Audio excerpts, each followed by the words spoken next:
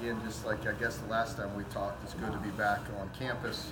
Great to have a day with our players, have some meetings, and get out on the practice field. It feels good to get back around these guys and spend some time with them and get on the practice field. So good energy out there. Busy time right now with official visits in this weekend and graduation and practice. So very busy time, but it's been a lot of fun. Are you concentrating? Are you concentrating more on some of the young guys right now? Yeah, but we always do. I like to look at it that way, and especially with the seniors. Some of the guys that are walking, not being here today, they have things going on with their families and that. So it was good to get a look at what it's going to look like some in the spring to start spring practice. So yes, we are doing that. Any of those upperclassmen who decided to redshirt this year, are they going to play in the role? Kinjera, Sahin, Cleveland, those guys? No, they won't. I think maybe Cleveland might have a game left. I don't know. I thought Kinjera did not. Kinjera was full. So he'd be the only one.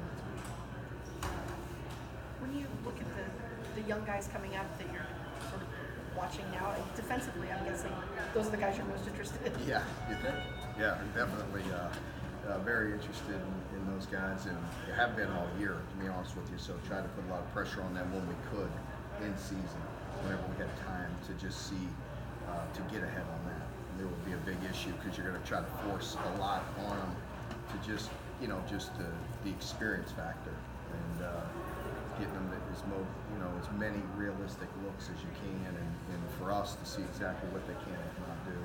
So, really working hard with those guys. Did the NCAA rule change the way that you approach those guys at all? Because they can play more, maybe not be scout team guys, maybe? Yeah, it does. It helps, and it gives them opportunities, to get in there and play. And some of the guys, they just didn't get the quality reps during the year to get them some participation. And we didn't have a ton of blowouts, so getting them the reps was hard, but it does change.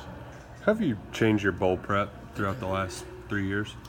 I felt like last year we made some strides in that. The first year it was still so much of what we're trying to do to set the program up, to help the program.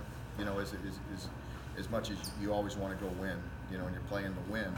I just felt like we needed to grind them pretty hard, and we needed the experience, we needed reps, we needed practice, and sometimes that could be counterproductive. And so I felt like last year,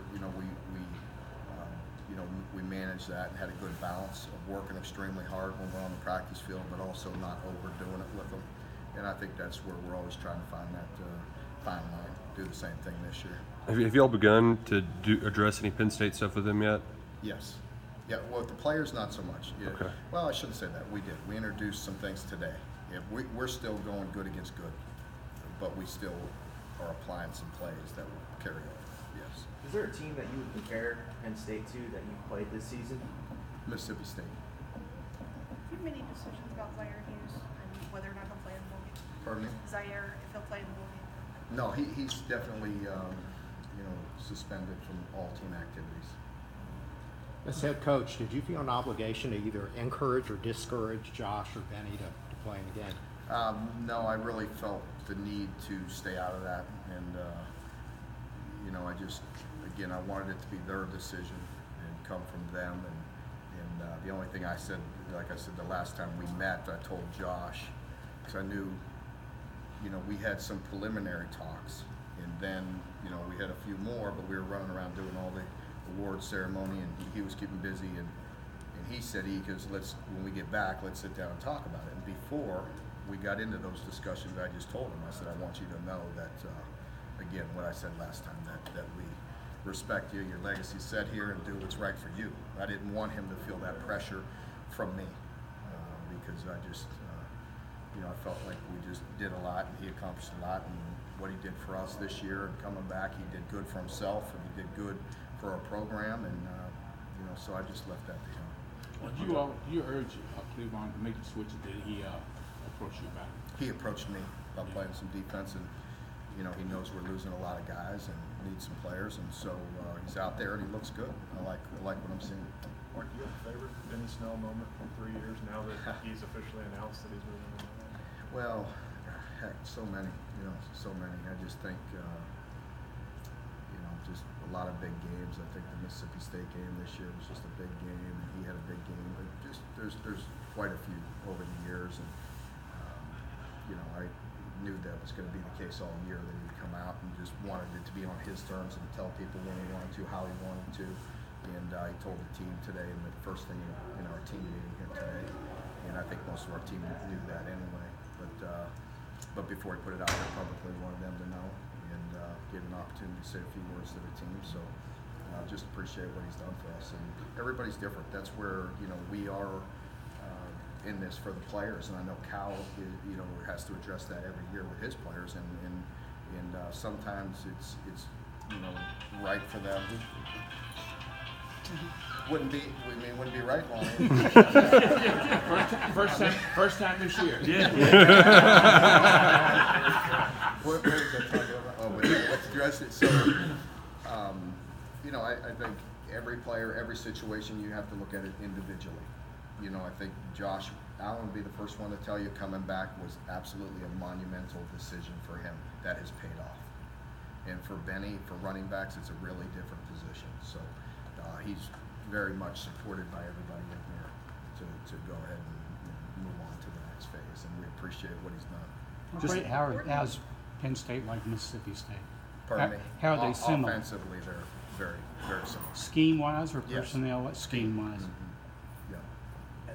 How important does that rushing record become in this situation now? I mean, both to Benny, obviously. You talked about unfinished business. Do you guys focus on that going into the ball? Not at all. If we were focused on it, we gave him a few more carries in the last game, and try to get him a few more yards. But that wouldn't be very wise either. That's where you do feel bad and go in there and get hurt or do something silly. If it happens, it happens. It's important. I mean, like it too. It's going to be a very difficult challenge against who we're playing. But we're not going to focus on that. Would I like to see it happen? Sure, because he's done a lot for us. The guys who've been in the clubs or the various hand issues, are they all cleared and ready to Yeah, go? they're cleared up. They are. Yeah. Mark, you kind of touched on this last week going here, but when you haven't had guys drafted the last few years and they're going to have Benny and Josh and quite a few other guys, how does that help recruiting? It definitely helps. The amount of guys that have the postseason awards this year, and the amount of guys we have looked at right now for the draft definitely helps. And I think when you see Josh Allen, the national awards that he's won, again, you see a two-star guy come in here and develop like that, it helps. Have you noticed the difference in recruiting reception the last 2 weeks just with how much success you guys have had this year? Yeah, I felt good about it. I felt good about who we were on. I told you that maybe one of those, late in the year, I told you I felt pretty good about the way we'd close and have a good opportunity.